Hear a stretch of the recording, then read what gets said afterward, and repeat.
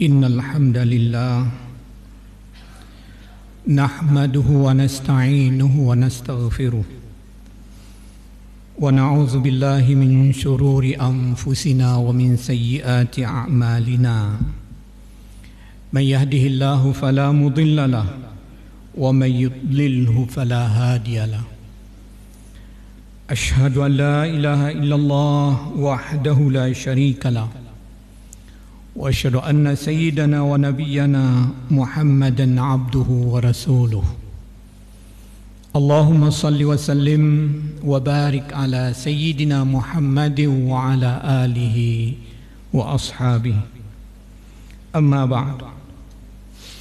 Ayyuhal muslimun, ittaqullaha haqqa tuqatih wa la tamutunna illa wa antum muslimun. وسارعوا إلى مغفرة من ربكم وجنة عرضها السماوات والأرض أعدت للمتقين. فيقول الله تبارك وتعالى في القرآن الكريم وهو أصدق القائلين وبقوله يهتدي المهتدون. أعوذ بالله من الشيطان الرجيم. بسم الله الرحمن الرحيم. إن تعذبهم فإنهم عبادك وإن تغفر لهم فإنك أنت العزيز الحكيم.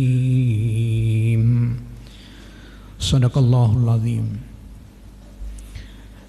Mari kita awali dengan senantiasa dan tidak henti-hentinya, tidak bosan-bosannya menyampaikan puji beserta syukur kehadirat Allah Subhanahu wa taala atas berbagai limpahan rahmat, nikmat dan karunia-Nya. Allah masih memberi kita kesehatan, kekuatan dan kesempatan bisa hadir melaksanakan ibadah salat jamaah Jumat di rumah Allah yang kita cintai ini pada hari yang berbahagia ini. Kemudian selawat beserta salam mari pula sama-sama kita limpahkan kepada yang mulia Rasulullah wa Habibullah Muhammad sallallahu alaihi wasallam, kepada keluarganya, para sahabat, para tabi'in, tabi'in dan para alim ulama. Tengku Imam Syekh, tengku-tengku, bapak-bapak, saudara-saudara, hadirin ma'asyaral muslimin rahimakumullah. Suasana kita masih dalam suasana memperingati hari lahirnya Nabi besar Muhammad sallallahu alaihi wasallam. Setelah kita awali pada bulan Rabiul Awal beberapa waktu yang lalu, sekarang kita berada di bulan Rabiul Akhir, di mana umat Islam, wabil khusus di Aceh ini ya senantiasa memperingati Maulid Nabi selama 4 bulan berturut-turut. Jamaah yang dimuliakan Allah, memperingati Maulid Nabi besar Muhammad sallallahu alaihi wasallam mungkin sebagai sebuah refleksi atas kecintaan kita kepada beliau, untuk dapat kita meneladani, mencontoh, mengikuti jejak perjuangan beliau, menelaah sunnah-sunnah beliau, mempelajari sirah kehidupan beliau, dan semua perilaku, akhlak beliau dari mulai beliau sejak beliau lahir sampai beliau kembali kepada Allah Subhanahu wa taala. Tetapi jemaah yang mulia, memperingati Maulid Nabi besar Muhammad sallallahu alaihi wasallam agar kita dianggap mencintai Rasulullah sallallahu alaihi wasallam tidaklah cukup hanya sekedar upacara ritual khenduri misalnya. Tidak cukup dengan itu untuk dinobatkan kita sebagai orang yang mencintai Rasulullah, namun kita harus buktikan. Selain itu harus dibuktikan dalam kehidupan kita bagaimana seharusnya seorang muslim, seorang mukmin sebagai umat Muhammad ini yang benar-benar mencintai Rasulullah sallallahu alaihi wasallam. Mungkin dalam konteks ini sudah banyak sekali dibahas oleh para penceramah. Pada kesempatan yang berbahagia ini kita mencoba membalik bahwa berapa besar, atau mari kita melihat dan menakar berapa besar cinta Rasulullah sallallahu alaihi wasallam kepada umat ini.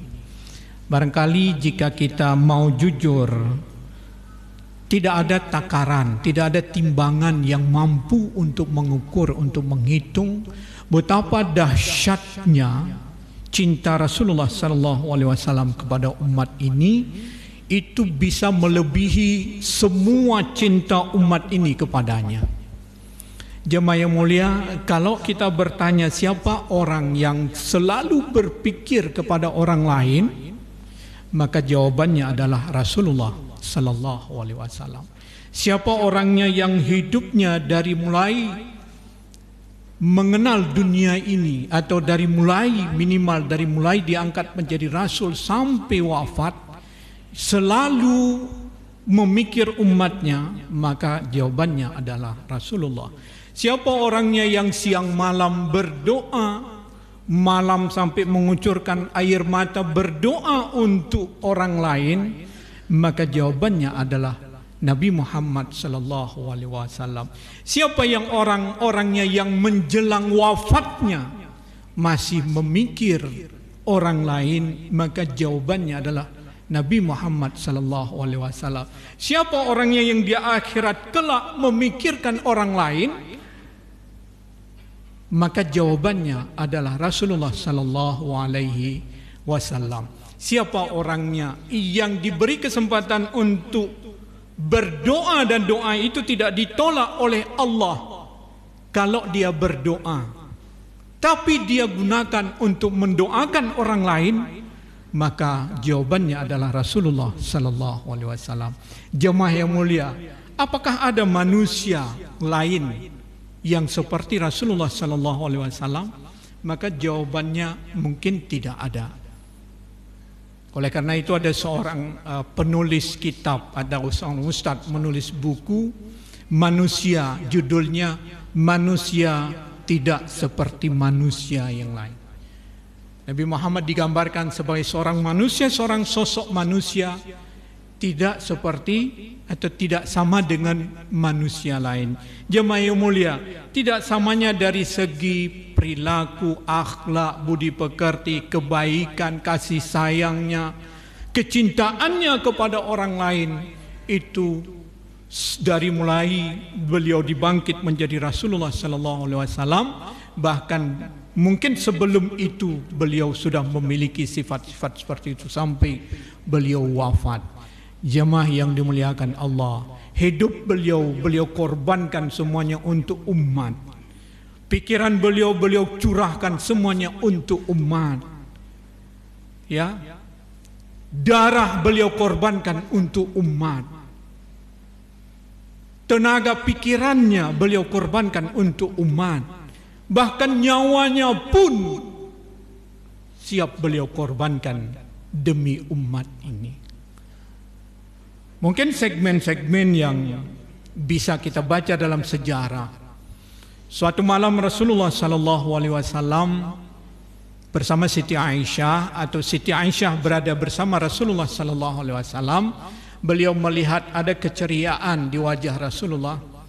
Lalu Siti Aisyah meminta kepada Rasulullah agar Rasulullah memanjatkan doa kepada Allah Subhanahu wa taala untuk dirinya. Lalu dengan senang hati Rasulullah pun melakukan itu. Apa doanya? Allahumma ighfir li Aisyah, Allahumma ighfir li Aisyah ma a'lanat wa ma asarrat min dzambiha, ya, ma taqaddama wa ma ta'akhkharat, ma asarrat wa ma a'lanan, ay kama qala sallallahu alaihi wasallam.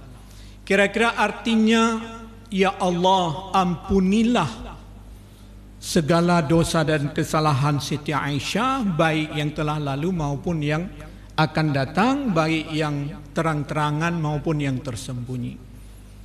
Siti Aisyah merasa senang sampai kepalanya dijatuhkan dalam pelukan Rasulullah sallallahu alaihi wasallam. Tapi Rasulullah masih bertanya, "Ya Aisyah, apakah engkau senang dengan doaku itu?" Tentu Siti Aisyah menjawab, "Tentu ya Rasulullah.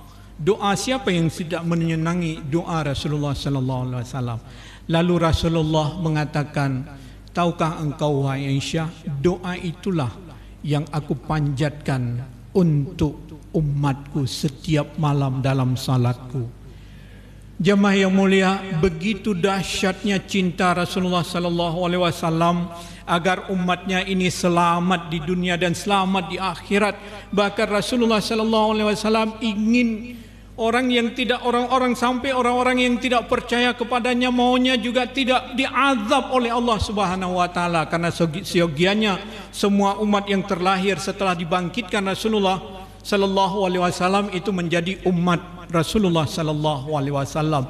Hanya karena banyak di antara umat itu juga tidak beriman kepada Rasulullah sallallahu alaihi wasallam, Rasul masih menginginkan agar orang-orang yang tidak beriman kepadanya maunya tidak mendapatkan azab Allah Subhanahu wa taala. Dalam sebuah ayat Rasulullah sallallahu alaihi wasallam ketika membacanya di malam hari di dalam salatnya, ya, beliau menangis. Ayat itu ada di surah Al-Maidah ayat 118. In tu'adzibhum fa innahum ibaduk wa in taghfir lahum fa innaka antal azizul hakim. Ya Allah, jika engkau mengazab mereka, mereka adalah hambamu. Jadi yang kau azab itu hambamu sendiri ya Allah. Tetapi jika engkau mengampuni mereka, fa innaka antal azizul hakim, sesungguhnya engkau adalah maha perkasa dan maha bijaksana, mampu untuk tidak mengazab mereka, mampu untuk memaafkan, mengampuni dosa-dosa mereka. Tapi jika engkau mengazab mereka, mereka itu hambamu ya Allah. Sampai begitu Rasulullah sallallahu alaihi wasallam itu cinta dan ingin agar umat ini selamat dari azab Allah Subhanahu wa taala. Jadi kalau kita lihat manusia yang sungguh luar biasa, itulah Rasulullah sallallahu alaihi wasallam. Kalau dibacakan kepadanya ayat-ayat yang berkenaan dengan umat ini, maka Rasulullah akan meneteskan air mata. Terbayang kasih sayangnya kepada umat luar biasa. Satu ayat dibaca oleh seorang sahabat di depannya, فكيف إذا جئنا من كل أمة بشهيد وجئنا بك على هؤلاء شهيدا.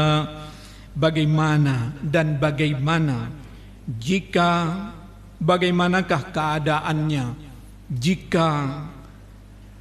kami mendatangkan seorang saksi, yaitu Rasul, atas semua umat.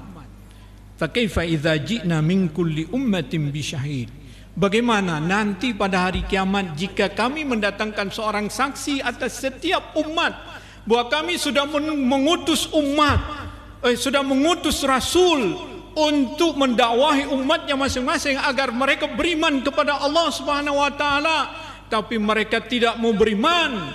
Kami datangkan saksi itu. Apakah kami telah mengutus Rasul? Apakah kami telah mengutus memberi peringatan? Kami minta saksi dari setiap nabi. Wajibna bika ala haula'i syahida. Ya Muhammad, dan kami juga akan datangkan engkau atas mereka itu sebagai saksi nanti pada hari kiamat. Rasulullah tak tahan mendengar bacaan ayat itu dibacakan di depannya, meneteskan air mata, kasih sayangnya kepada umat.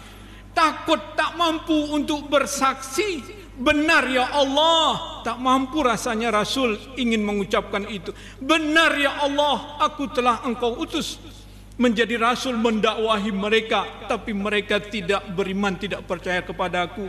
Rasanya Rasul tak mampu untuk mengucapkan kata-kata itu, tetapi harus diucapkan kalau ternyata nanti harus bersaksi, kalau ternyata nanti Allah mendatangkannya sebagai saksi.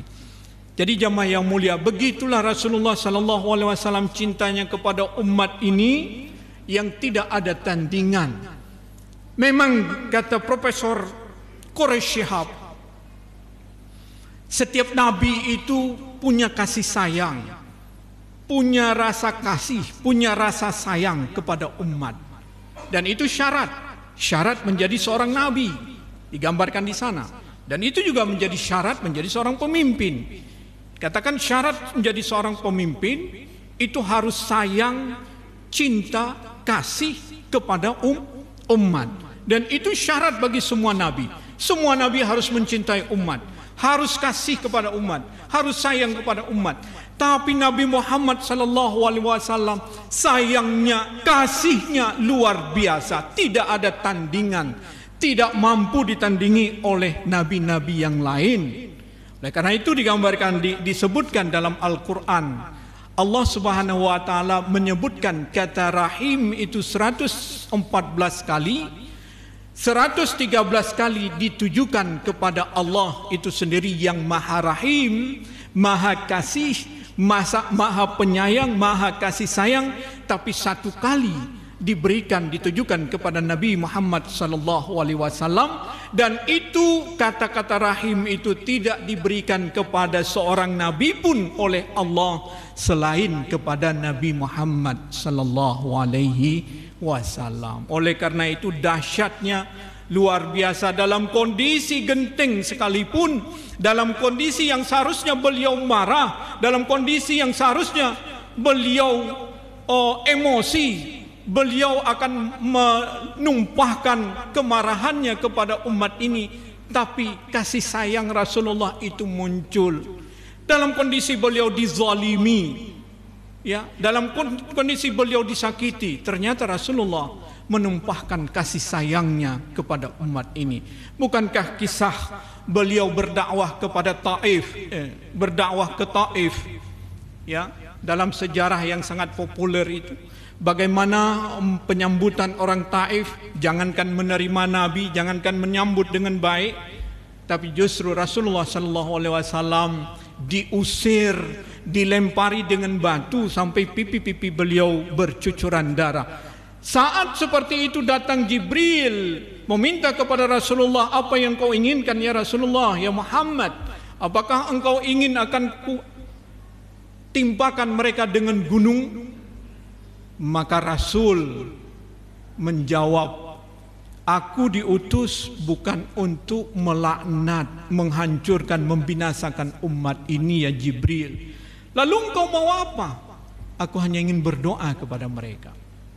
Lalu Rasul berdoa, Allahumma hdi qaumi fa innahum la ya'lamun. Ya Allah, tunjukilah, beri hidayah kepada umatku karena mereka tidak paham, mereka tidak tahu, mereka tidak memahami bahwa ajaran yang aku bawa ini adalah ajaran yang benar untuk mendapatkan kebahagiaan di dunia dan akhirat. Ini adalah ajaran yang benar, agama yang hak, satu-satunya agama yang diterima di sisi Allah Subhanahu wa taala. Itulah agama yang aku bawa ini. Tapi karena mereka tidak paham, tidak tahu. Begitu kasih sayang Rasulullah dalam kondisi genting yang seharusnya wajar setiap orang kalau berpikir, ya, kalau berpikir normal dalam kondisi kita terzalimi, boleh kita untuk melawan. Dalam kondisi terzalimi, jika mampu melawan. Tapi Rasulullah tidak demikian, jemaah yang mulia. Padahal pada waktu itu Rasulullah dalam kondisi dirundung duka, Baru saja kepergian pamannya Abu Talib yang selama ini melindungi beliau. Baru saja kepergian istrinya Siti Aisyah, Siti Khadijah, ya, yang dirundung kesedihan. Orang-orang Mekah sudah banyak membenci Muhammad, membenci Rasulullah sallallahu alaihi wasallam. Beliau ingin menyebarkan, ingin mencari kawan yang lain. Tapi ternyata beliau bukannya diterima dengan baik, malah disakiti, dilempari dengan batu dan diusir dari Taif. Jemaah yang mulia, tapi karena cintanya kepada umat, kepada umatnya, beliau mencurahkan kasih sayang dalam kondisi seperti itu. Dan fragmen yang paling istimewa dari perjalanan cinta Rasulullah sallallahu alaihi wasallam adalah menjelang beliau wafat. Menjelang beliau wafat, beliau mulutnya komat kamit mengingat ummati. Jibril sebelum itu, Jibril pun datang kepada Muhammad dan memberitahukan, ya Muhammad, pintu-pintu surga telah dibuka kepadamu. Pintu-pintu langit telah terbuka dan para malaikat telah siaga untuk menanti kehadiran ruhmu ya Muhammad. Lalu raut wajah Nabi Muhammad sallallahu alaihi wasallam tidak menampakkan kegembiraannya. Tidak menampakkan kegembiraannya. Apakah engkau tidak senang dengan informasi itu ya Muhammad, kata Jibril. Rasulullah justru bertanya, bagaimana umatku? Ini detik yang paling genting, ini mau berpulang ke rahmatullah, yang jika kita seperti itu tidak lagi berfikir kepada orang lain. Rasulullah bertanya kepada Jibril, ya Jibril, bagaimana umatku? Memikir umat, cintanya kepada umat luar biasa. Jibril menjawab, tenang, engkau tenang ya Muhammad. Aku mendengar firman Allah kepadaku bahwa aku haramkan surga itu tidak boleh dimasuki oleh siapapun sebelum dimasuki oleh umatmu wahai Muhammad sallallahu alaihi wasallam. Sebelum umat Muhammad masuk lebih dahulu ke dalam surga, maka umat-umat Nabi yang lain, umat-umat sebelum kita, diharamkan oleh Allah masuk ke dalam surga. Setelah itu Rasulullah tenang dan kembali kepada Allah dengan tenang. Yang sangat luar biasa, ternyata Rasulullah di akhirat pun memikir umat. Ada sebuah hadis yang disimpan oleh Rasulullah sallallahu alaihi wasallam untuk umat. Ada sebuah doa, kami ulangi, ada sebuah doa yang disimpan oleh Rasulullah sallallahu alaihi wasallam untuk umat. Kata beliau, likulli nabiyyin da'watun mustajabah, fata'ajjala kullu nabiyyin da'watahu, wa inni ikhtaba'tu da'wati syafa'atan li ummati yaumal qiyamah. Setiap nabi punya doa, punya kesempatan untuk berdoa, langsung diterima oleh Allah Subhanahu wa taala, tidak akan ditolak.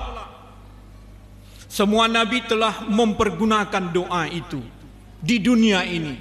Tapi aku, inni ikhtaba'tu da'wati, aku menyimpan baik-baik doa itu yang akan aku pergunakan nanti di hari akhirat untuk memberi syafaat kepada umatku. Subhanallah.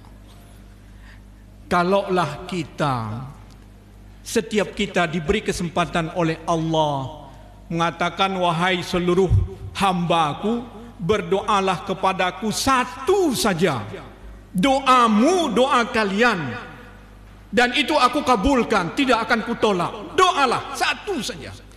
Kira-kira kita yang sehat waras ini, kira-kira doa apa yang kita doakan? Minta apa? Apa mungkin kita akan doakan, ya Allah berikan sipulan, berikan sipulin kepada sipulan-sipulin. Kalau Pak Gubernur, Presiden misalnya, mengatakan kepada seluruh rakyatnya, wahai rakyatku, masing-masing kalian berdoa kepadaku, satu saja doanya, aku kabulkan, tidak akan kutolak. Apa yang kita minta? Pekerjaan, rumah, jabatan? kekayaan, anak diterima pegawai, apa yang kita minta? Tapi Rasulullah sallallahu alaihi wasallam, aku simpan doa itu untuk umatku, untuk umat. Aku simpan doa yang sangat istimewa yang tidak akan ditolak oleh Allah Subhanahu wa taala. Syafa'atan li ummati, untuk meminta syafaat kepada Allah demi umatku. Syafa'atan li ummati. Oleh karena itu pada hari kiamat Rasul akan bersujud di hadapan Allah. Ay Rabbi ummati ummati, ya Allah umatku umatku, sampai Allah berfirman, ya Muhammad kum is'al tu'ta washfa' tushaffa, berdoalah, mohonlah, engkau akan dipenuhi, akan dikabulkan, dan berilah syafaat, akan diterima syafaatmu. Begitu Rasulullah sallallahu alaihi wasallam. Kalau kita bandingkan dengan bagaimana cinta kita kepada Rasulullah, tidak sebanding jemaah yang mulia. Kita sering merefleksikan cinta kita hanya sekedar untuk motong kerbau, motong sapi, kenduri besar-besar. Itu tentu bisa saja, baik-baik saja. Tapi ada hal yang lebih penting dari itu, bahwa bagaimana kita merefleksikan dalam hidup kita. Perilaku akhlakul karimah, pola hidup, tata cara Rasulullah dalam berkeluarga, dalam bermasyarakat, dalam bernegara, dalam bergaul, bersilaturahim, tolong menolong, mementingkan orang lain, memperhatikan orang-orang yang butuh, orang-orang yang serba kekurangan dan lain sebagainya. Ada sejuta perilaku Rasulullah yang perlu kita teladani di dalam hidup ini, supaya kita benar-benar digambarkan sebagai orang yang mencintai Rasulullah sallallahu alaihi wasallam, yang pada hari kiamat nanti akan dibangkitkan bersamanya sesuai dengan hadis beliau, al-mar'u ma'aman ahab, seseorang kelak akan dibangkitkan, akan dikumpulkan bersama orang-orang yang dia cintai. Tapi cintanya benar-benar cinta yang tulus, seperti beliau mencintai umat. Cinta yang hakiki, bukan kamuflase, bukan lip service, bukan hanya indah di mulut, tetapi bertentangan dari perilaku, bertentangan dalam perilaku, dalam sikap, dalam akhlak, ya, dalam sepak terjang, dalam tata cara kita menjalani hidup ini, dalam kita bergaul, dalam kita berjanji, dalam kita berbicara, dalam kita melaksanakan perintah-perintah Allah Subhanahu wa taala. Kalau semua itu tidak terwujud dalam sebagai refleksi dari kehidupan kita, ya, sebagai perilaku yang tertanam dalam diri kita masing-masing, maka pernyataan-pernyataan cinta kepada Rasulullah sallallahu alaihi wasallam itu hanya lip service belaka. Mudah-mudahan kita dapat mencintai Rasulullah dengan sebenar-benar cinta. Kalaupun tidak mampu seperti Rasulullah sallallahu alaihi wasallam mencintai kita, minimal bisa mendekatinya. Alhamdulillah. Alhamdulillahi hamdan katsiran tayyiban mubarakan fihi. أشهد أن لا إله إلا الله وحده لا شريك له وأشهد أن سيدنا ونبينا محمدا عبده ورسوله اللهم صل وسلم وبارك على سيدنا محمد وعلى آله وأصحابه أما بعد أيها المسلمون اتقوا الله حق تقاته ولا تموتن إلا وأنتم مسلمون فقال الله تعالى في القرآن الكريم أعوذ بالله من الشيطان الرجيم إن تعذبهم فإنهم عبادك وإن تغفر لهم فإنك أنت العزيز الحكيم بارك الله لنا ولكم في القرآن العظيم ونفعنا وإياكم بما فيه من الآيات والذكر الحكيم وتقبل منا ومنكم تلاوته إنه هو الغفور الرحيم.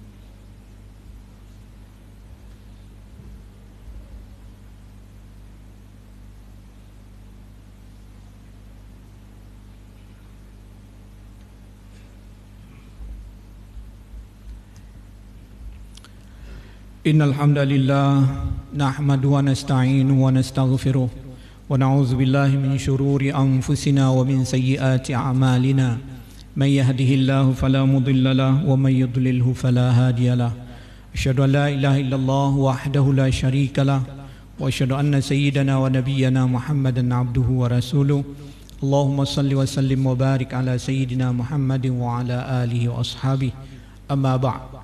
Ayyuhal muslimun, usikum wa nafsi bitaqwallahi faqad fazal muttaqun. Ittaqullaha fis sirri wal alan waf'alul khairati wajtanibul fawahisha ma dhahara minha wa ma batan. Ya'lamu anna ad-dunya daru mamar wa anna al-akhirata daru maqar. Fakhudhu min mamarrikum limakarrikum wa la tahtaku astarakum 'inda man ya'lamu asrarakum. Innallaha wa malaikatahu yusalluna 'alan nabi. Ya ayyuhalladzina amanu sallu alaihi wa sallimu taslima. Allahumma salli wa sallim wa barik ala sayyidina Muhammadin wa ala alihi wa sahbihi ajma'in. Allahumma ghafir lil muslimin wal muslimat wal mu'minin wal mu'minat al ahya' minhum wal amwat. Allahumma inna ala dhikrika wa syukrika wa husni ibadatik wa la taj'alna minal ghafilin. Allahumma ja'al jam'ana hadha jam'an marhuma wa tafarruqana min ba'di tafarruqan ma'suman mahfuza. Allahumma ja'al yawmana hadha khairan min amsina waj'al ghadana khairan min yawmina wa ahsin 'aqibatana fil umuri kulliha ya rabbal alamin. Rabbana atina fid dunya hasanah wa fil akhirati hasanatan wa qina adzabannar. Aqimussalam.